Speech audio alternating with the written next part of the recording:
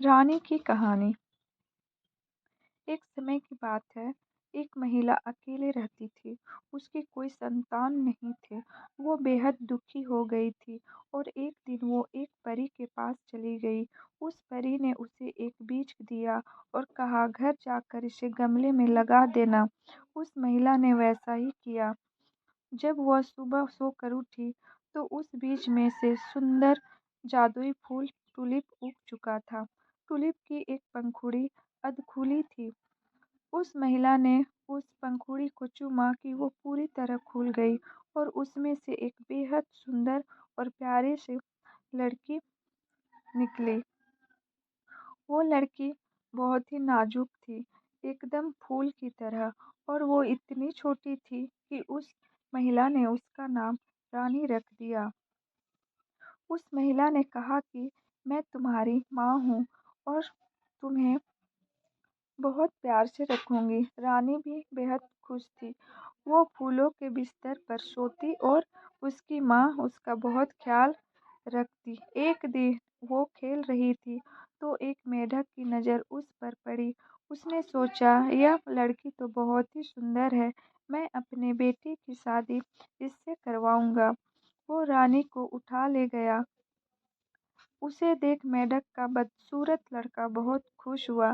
رانی کو انہوں نے پاس کے تالاب کے ایک پتے پر رکھ دیا، جہاں سے وہ چاہ کر بھی بھاگ نہیں سکتی تھی، اور خود شادی کی تیاریوں میں جٹ گئے۔ رانی رونے لگی کہ تبھی ایک تتلی کی نظر اس پر پڑی تو اس نے اسے اٹھا کر پھولوں کے شہر میں چھوڑ دیا۔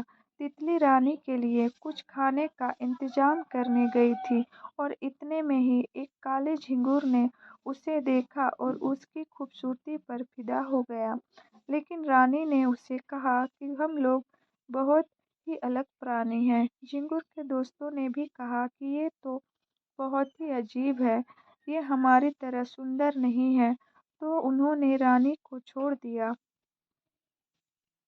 رانی گھر جانے کا راستہ ڈھونڈ رہی تھی اور جنگل میں بھٹکتے بھٹکتے وہ ایک بیل کے پاس پہنچی۔ بیل کی مالکن ایک بوڑھی چوہیا تھی۔ اس چوہیا نے رانی کو آسرا دیا، لیکن بدلے میں اسے گھر کے سارے کام کرنے کو کہا۔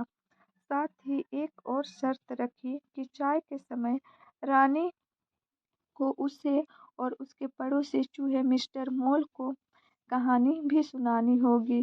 اتنے میں ہی وہ پڑوسی چوہا مسٹر مول آیا اور اس نے رانی کو دیکھا۔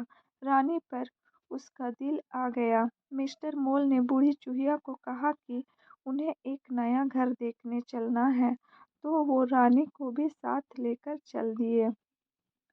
راستے میں رانی نے دیکھا ایک چڑیا گھائل اوستھا میں بے ہوش پڑی ہے۔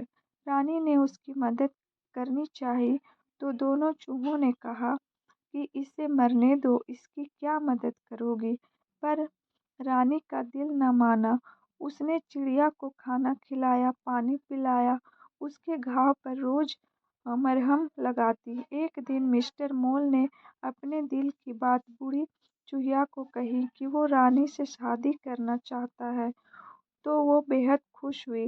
رانی کو جب یہ بات پتہ چلی تو اس نے صاف انکار کر دیا، لیکن چوہیا نہ مانی۔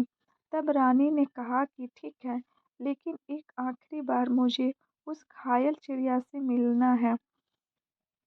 رانی جب وہاں گئی تو اس نے دیکھا وہ چڑیا ٹھیک ہو چکی ہے اور آسمان میں اڑ رہی ہے۔ چڑیا نے رانی سے کہا کہ وہ جلدی سے اس کی پیٹھ پر بیٹھ جائے تاکہ وہ اسے یہاں سے دور لے جا سکے۔ رانی نے ویسا ہی کیا۔ چڑیا اسے دور پھولوں کے دیش میں لے آئی۔